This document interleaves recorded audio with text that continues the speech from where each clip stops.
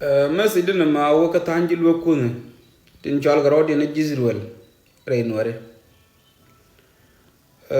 ba gwam tot ba kwen ka ki raj ni ndi kon la lo ya galwa bompal ala galwa bompal chala ni mi je ka ni de kon la nuare ko yen chalar na wal wo ram ci yen ci wel wa ko to ci lungur la nuare ni mor galwa bompal raj nan la de a jeneri tin kon tin nuare tin ndama wo ka mere ko no rodien ka ku tang lo ku no ku contribute tin re ga to ke wote ke majority midit mi chabak a ciraro de long gang ka gonta ka ciraro de long kala daga ke wo mi jiwo ga de nyin tiene wo dorani ja cing nial no mo ken me de ga daga pen wo daga let pin ko bi ga ta ngado wo cing ja nial la to mi larane wo jina mi ci ben re lo ko ichi de nyi ga gontaru ma gonak du de gadi nyin tiene ti de dor de yalla ke de gang ka kor de ka dwal ke wo be kan wo be ko mo ga der ko wo joge na wo doy ko na men ram de dor de lon kala de ka de nyi ga gontar ca kor ce beter ti to ko dubdu ray ga lo bom palo ku dien ka wo ando nuar na ma goro da ro da ger ajana ku ala nanga be ku le joge yen ji lo kunne te ga ti ciro din lut ti de dor ngi ka ti ci dor de nang nyam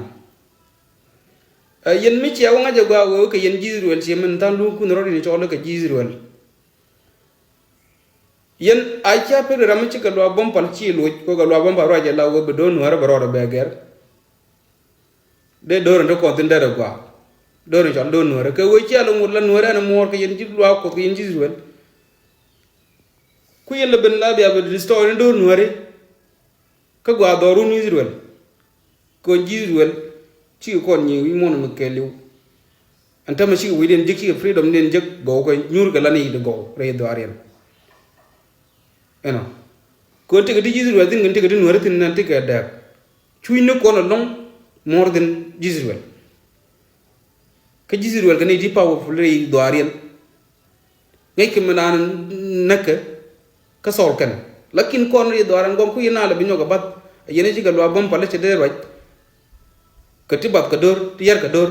galwa bom pal ci ba kan ci roj ka wote ga ni ti an beres ti beres ke ko run ka jen do bi rol nang yina te a ci ga jilo kunu dial ka tana ko ci ga ni dial la galwa bom pal la lo ji tam lo kunu te watte ngani ga no wal ci matine ci ram de ran jogo tam ci jiran ngat ko ngat de dumuran ni wal mena na pal mishin ki na ulo ko darana jen kana gar ga doro biya bitiga no gon biya jen shiri biya ulo ko mi ci pal je tok bigar ko bigi nyoko nung chen ka ngi wa na ngi ke je wa ngi na ka chang lu ko kon lo ko nur no wal ku relate kana culture wo kon lakin ntama lo ko tama ka ce tega da ko wo ga da nyin tiene ti de pi go do mi gwa ka dignity wo go were lo ko ka jal ga da do wiya kan eno so no mo rebe dor kay nyuan mi ci kono kuy kon a cha jade ram ci ben yal be galwa bom par bi par galwa galwa bom par raje la nuar raje la wo be do nuare dere yi wo gwa mi ngati galwa bom par ti jungu na chora ngat lakin ran ngat ko do mo gwa mi brogam ke bro la dika ke bi ngati go ko ajen jin ta la galwa bom par la roj je on my understanding ta na na ling raje galwa bom par you know ko te ga dum wanda to go dama re ga mbana kon gontar ci kor lok tin ke wo kon ni ko na mo ga der ci kor ga gontar jena gan man kon ke ndu goma ni ga na ci ala ben kur ka na tar biya na bu lok ku yel wo mbad na dor mu dit ti de gan man kon lo ga na tar ke no wulang ke lu ngu cuk to me wi ngi may ku yen na tu pin ka ga mbele i ci raro de ga gontar ku do duwe jena na ku dara nan ku do duwe di kana kana ci gonta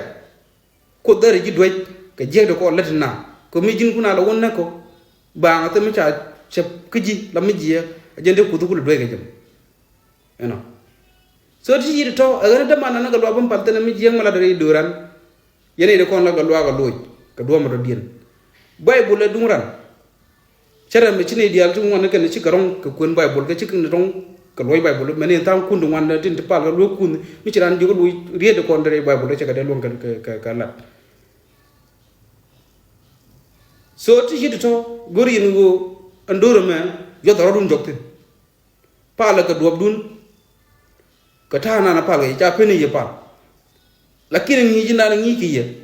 ka boy ke ani dum wan ka social media te ka different den lu kun ko no chini ke be jebo winde ko na chaka bente ten chaka jalten ko tere yinanan ko mi ci cholli ngi ci wo ci ko te ten lakini wuno da go do bana nan ngin gar tin ngin do bon to ko chol yoro dun Israel ala go chara mi ci ko kon de lingri ring ni kon ke go ci ko no Israel pal kan ko do ken pal kan ko dien as kan di ci ko go chak ci mi ci ko kon chak re do ara ngi kon anga ci mirum gën ko do ci woni di char ci na ngi cha la no go ci na de pal de na yi pal la kira na ngi me na jal gana rig de kon te kon ku go rep ke mosli ku yin kon ti bet ni tan ji lo ku ci ma ji lo ku ndia ajang go na ndi lat no mo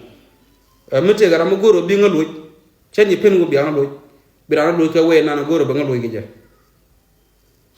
ane bi ata mal